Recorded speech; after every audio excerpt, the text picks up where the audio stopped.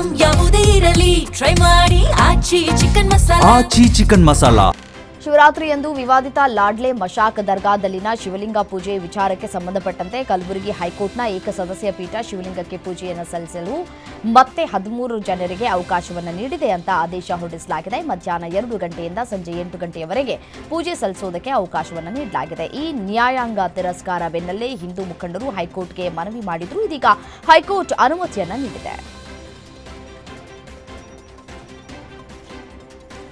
ಬೆಂಗಳೂರು ನಗರದ ಹೃದಯ ಭಾಗದಲ್ಲಿರುವ ಪ್ರತಿಷ್ಠಿತ ಕೆರೆಗಳಲ್ಲಿ ಒಂದಾದ ಸ್ಯಾಂಕಿ ಟ್ಯಾಂಕ್ಗೆ ಅಪರೂಪದ ಅತಿಥಿಗಳು ಆಗಮಿಸಿದರು. ಸಾಮಾನ್ಯವಾಗಿ ಬೆಳಗಿನ ವಾಕಿಂಗ್, ವ್ಯಾಯಾಮ, ವಿಶ್ರಾಂತಿಗಾಗಿ ಭೇಟಿ ನೀಡುವ ಜನರಿಗೆ ಅನಿರೀಕ್ಷಿತ ಸರ್ಪ್ರೈಸ್ ಕಾದಿತ್ತು. 2-3 ನವಿಲುಗಳು ಕೆರೆಯ ತೀರದಲ್ಲಿ ಕಾಣಿಸಿಕೊಂಡು ಗರಿ ಬಿಚ್ಚಿ ನೃತ್ಯ ಮಾಡಿದ ದೃಶ್ಯ ಮನಮೋಹಕವಾಗಿತ್ತು. ನವಿಲುಗಳ ಆ ಅದ್ಭುತ ನೃತ್ಯ ನೋಡುಗರ ಮೈ ನವಿರೇಳಿಸುವಂತಿತ್ತು.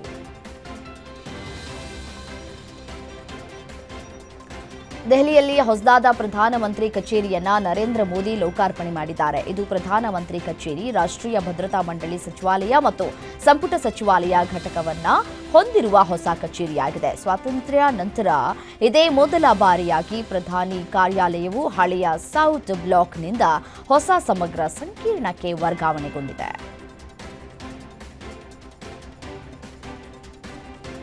ಹೊಸ ಪ್ರಧಾನಿ ಕಚೇರಿಯಾದ ಸೇವಾ ತೀರ್ಥದಲ್ಲಿ ಪ್ರಧಾನಿ ನರೇಂದ್ರ ಮೋದಿಯವರು ಮಹತ್ವದ ಮೊದಲ ನಿರ್ಧಾರಗಳನ್ನು ತೆಗೆದುಕೊಂಡಿದ್ದಾರೆ. ಈ ನಿರ್ಧಾರ ಮಹಿಳೆಯರು, ರೈತರು, ಯುವಕರ ಅಭಿವೃದ್ಧಿಯ ಮೇಲೆ ಕೇಂದ್ರೀಕೃತವಾಗಿದೆ. ಪ್ರಧಾನಮಂತ್ರಿಗಳ ಕಚೇರಿಯಾದ ಸೇವಾ ತೀರ್ಥ ಸಂಕೀರ್ಣಕ್ಕೆ ಸ್ಥಳಾಂತರಗೊಂಡ ಪ್ರಧಾನಿ ನರೇಂದ್ರ ಮೋದಿ ರೈತರು, ಮಹಿಳೆಯರು, ಯುವಕರು ಮತ್ತು ದುರ್ಬಲ ನಾಗರಿಕರ ಕಲ್ಯಾಣಕ್ಕೆ ಸಂಬಂಧಪಟ್ಟಂತಹ 4 ಪ್ರಮುಖ ನಿರ್ಧಾರಗಳನ್ನು ತೆಗೆದುಕೊಂಡಿದ್ದಾರೆ.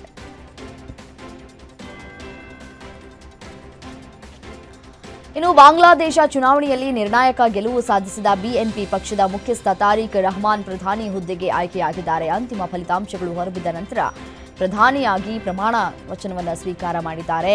ಈ ಮಧ್ಯೆ ಭಾರತದ ಪ್ರಧಾನಿ ನರೇಂದ್ರ ಮೋದಿಯವರು ನಿರ್ಣಾಯಕ ಗೆಲುವಿಗಾಗಿ ರೆಹಮಾನ್ ಮತ್ತು ಬಿಎನ್ಪಿಗೆ ಎಕ್ಸ್ನಲ್ಲಿ ಅಭಿನಂದನೆಯನ್ನು ಸಲ್ಲಿಸಿದ್ದಾರೆ.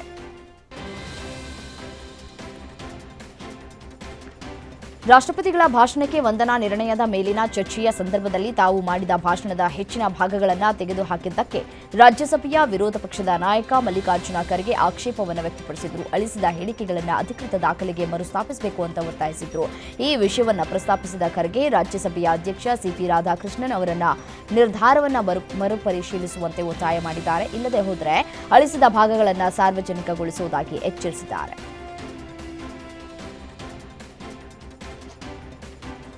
ವೈಯಕ್ತಿಕ ಆದಾಯ ತೆರಿಗೆ ಸಂಗ್ರಹ ಹೆಚ್ಚಳ ಅಂತಂದ್ರೆ ದೇಶದಲ್ಲಿ ಮಧ್ಯಮ ವರ್ಗದವರನ್ನ ತುಳಿಯಲಾಗ್ತಾ ಇದೆ ಎಂದರ್ಥವಲ್ಲ ಅಂತ ಕೇಂದ್ರ ಹಣಕಾಸು ಸಚಿವೆ ನಿರ್ಮಲಾ ಸೀತಾರಾಮನ್ ರಾಜ್ಯಸಭೆಯಲ್ಲಿ ಹೇಳಿದ್ದಾರೆ.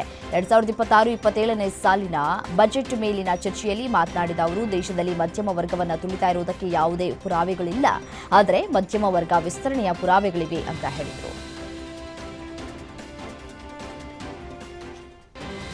ಕೇಂದ್ರ ಗೃಹ ಸಚಿವ ಅಮಿತ್ ಶಾ ಅವರು ಫೆಬ್ರವರಿ 21ರಂದು ಅಸ್ಸಾಂನ ಕಚಾರ್ ಜಿಲ್ಲೆಯಲ್ಲಿರುವ ಭಾರತ ಬಾಂಗ್ಲಾದೇಶ ಅಂತಾರಾಷ್ಟ್ರೀಯ ಗಡಿಗೆ ಭೇಟಿ ನೀಡಲಿದ್ದಾರೆ.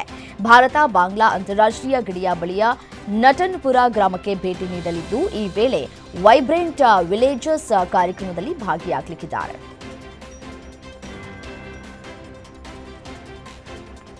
ಭಾರತದ ಸರಕುಗಳ ಮೇಲಿನ ಸುಂಕವನ್ನು ಶೇಕಡಾ 18ಕ್ಕೆ ಇಳಿಕೆ ಮಾಡಿರುವ ಅಮೆರಿಕ ದ್ವಿಪಕ್ಷೀಯ ವ್ಯಾಪಾರ ಒಪ್ಪಂದ ಘೋಷಿಸಿದೆ. ಆದರೆ ಭಾರತದಲ್ಲಿ ಯುಎಸ್ ಜೊತೆಗಿನ ವ್ಯಾಪಾರ ಒಪ್ಪಂದಕ್ಕೆ ಕೆಲವು ವರ್ಗದಿಂದ ವಿರೋಧ ವ್ಯಕ್ತವಾಗ್ತಾ ಇದೆ.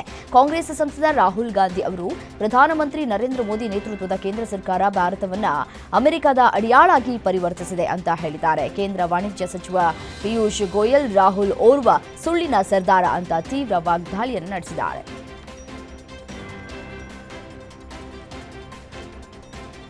ಅಮೆರಿಕ ಜೊತೆಗಿನ ವ್ಯಾಪಾರ ಒಪ್ಪಂದದ ಅಡಿಯಲ್ಲಿ ಬಾಂಗ್ಲಾದೇಶಕ್ಕೆ ವಿಸ್ತರಿಸಿದಂತೆಯೇ ಭಾರತವು ಜವಳಿ ಉತ್ಪನ್ನಗಳಿಗೆ ಶೂನ್ಯ ಸುಂಕ ಪ್ರಯೋಜನ ಪಡೆಯುವ ಸಾಧ್ಯತೆ ಇದೆ ಅಂತ ಕೇಂದ್ರ ವಾಣಿಜ್ಯ ಸಚಿವ ಪಿಯೂಷ್ ಗೋಯಲ್ ಹೇಳಿದ್ದಾರೆ. ಮಾಧ್ಯಮದವರೊಂದಿಗೆ ಮಾತನಾಡಿದ ಅವರು, ವ್ಯಾಪಾರ ಒಪ್ಪಂದದಲ್ಲಿ ಬಾಂಗ್ಲಾದೇಶವು ಭಾರತಕ್ಕಿಂತ ಹೆಚ್ಚಿನ ಪ್ರಯೋಜನ ಪಡೆದುಕೊಂಡಿದೆ ಎಂಬ ರಾಹುಲ್ ಗಾಂಧಿ ಆರೋಪಗಳನ್ನು ತಿರಸ್ಕರಿಸಿದರು. ರಾಹುಲ್ ಗಾಂಧಿ ಅವರು ಸಂಸತ್ನಲ್ಲಿ ಮತ್ತೆ ಸುಳ್ಳನ್ನ ಹೇಳಿದ್ದಾರೆ ಅಂತ ಹೇಳಿ ವಾಗ್ದಾಳಿಯನ್ನು ಮಾಡಿದ್ದಾರೆ. ಕೇಂದ್ರ ಸಚಿವ ಹರ್ದೀಪ್ ಸಿಂಗ್ ಪುರಿ ಅವರ ರಾಜೀನಾಮೆಗೆ ಒತ್ತಾಯಿಸಿ ವಿರೋಧ ಪಕ್ಷದ ಸಂಸದರು ಘೋಷಣೆಗಳನ್ನು ಕೂಗಿ ಲೋಕಸಭೆಯಲ್ಲಿ ಕಲಾಪಕ್ಕೆ ಅಡ್ಡಿಪಡಿಸಿದ್ರು. ಈ ಹಿನ್ನೆಲೆಯಲ್ಲಿ ಲೋಕಸಭೆಯನ್ನ ಮಾರ್ಚ್ 9ರವರೆಗೆ ಮುಂದೂಡಲಾಗಿದೆ. ಬಜೆಟ್ ಅಧಿವೇಶನದ ಮೊದಲ ಹಂತದ ಕೊನೆಯ ದಿನದಂದು ಪುರಿ ಮತ್ತು ಜೆಫ್ರಿ ಎಪ್ಸ್ಟೀನ್ ನಡುವಿನ ಇಮೇಲ್ಗಳನ್ನು ಬಹಿರಂಗಪಡಿಸಲಾಗಿದೆ ಎಂಬ ಆರೋಪದ ಮೇಲೆ ವಿಪಕ್ಷದ ಸದಸ್ಯರು ಸಂಸತ್ತಿನ ಸಂಕೀರ್ಣದಲ್ಲಿ ಪ್ರತಿಭಟನೆ ನಡೆಸಿದ್ದರಿಂದ ಲೋಕಸಭೆಯನ್ನ ಮುಂದೂಡಲಾಗಿದೆ. ಎಲ್ಲ ಸರ್ಕಾರಿ ಕಾರ್ಯಕ್ರಮಗಳಲ್ಲಿ ಹಾಗೂ ಎಲ್ಲ ಶಾಲೆಗಳಲ್ಲಿ ವಂದೇ ಮಾತರಂ ಗೀತೆಯ ಎಲ್ಲ 6 ಚರಣಗಳನ್ನು ಹಾಡುವುದನ್ನು ಕೇಂದ್ರ ಸರ್ಕಾರ ಕಡ್ಡಾಯಪಡಿಸಿದೆ. ಇದಕ್ಕೆ ಮುಸ್ಲಿಂ ಸಂಘಟನೆಗಳು ವಿರೋಧವನ್ನು ವ್ಯಕ್ತಪಡಿಸಿವೆ. ಇನ್ನು ಉತ್ತರ ಪ್ರದೇಶ ಸಿಎಂ ಯೋಗಿ ಆದಿತ್ಯನಾಥ್ ಅವರು ಬಾಬರ್ನ ಗೌರವಿಸಿ ವಂದೇ ಮಾತರಂ ವಿರೋಧಿಸಿರುವವರು ಭಾರತದಲ್ಲಿ ಇರೋದಕ್ಕೆ ಯೋಗ್ಯರಲ್ಲ ಅಂತ ಹೇಳಿದ್ದಾರೆ. ವಂದೇ ಮಾತರಂ ಅನ್ನ ವಿರೋಧಿಸುವವರಿಗೆ ಭಾರತೀಯ ನೆಲದಲ್ಲಿ ವಾಸಿಸುವ ಹಕ್ಕಿಲ್ಲ ಅಂತ ಹೇಳಿ ಹರಿಹಾಯ್ದಿದ್ದಾರೆ. ತಮಿಳುನಾಡು ವಿಧಾನಸಭಾ ಚುನಾವಣೆಯ ಹೊಸ್ತಿಲಲ್ಲಿ ಟಿವಿಕೆ ಸಂಸ್ಥಾಪಕ ವಿಜಯ್ ಹಾಗೂ ಆಡಳಿತಾರೂಢ ಡಿಎಂಕೆ ನಡುವಣ ವಾಗ್ದಾಳಿ ತೀವ್ರಗೊಂಡಿದೆ. ಮುಖ್ಯಮಂತ್ರಿ ರಾಜ್ಯದ 1.31 ಕೋಟಿ ಮಹಿಳೆಯರ ಖಾತೆಗಳಿಗೆ ತಲಾ 5,000 ಜಮಾ ಮಾಡಿದ್ದಾರೆ. ಇದನ್ನ ನಟ ದಳಪತಿ ವಿಜಯ್ ಈ ಕ್ರಮವನ್ನ ಟೀಕಿಸಿದ್ದಾರೆ. ಯಾರಾದರೂ ಹಣವನ್ನ ನೀಡಿದರೆ ತೆಗೆದುಕೊಳ್ಳಿ, ಆದರೆ ನಿಮ್ಮ ಇಚ್ಛೆಯಂತೆ ಮತ ಹಾಕಿ ಅಂತ ಮತದಾರರಿಗೆ ಹೇಳಿದರು. ಈ ಹೇಳಿಕೆ ವಿರುದ್ಧ ಟಿಎಂಕೆ ವಾಗ್ದಾಳಿ ನಡೆಸಿದ್ದು, ವಿಜಯ್ ಸರಳವಾಗಿ ಸಿಎಂ ಆಗೋದಕ್ಕೆ ಬಯಸ್ತಾ ಇದ್ದಾರೆ ಅಂತ ಹೇಳಿದೆ.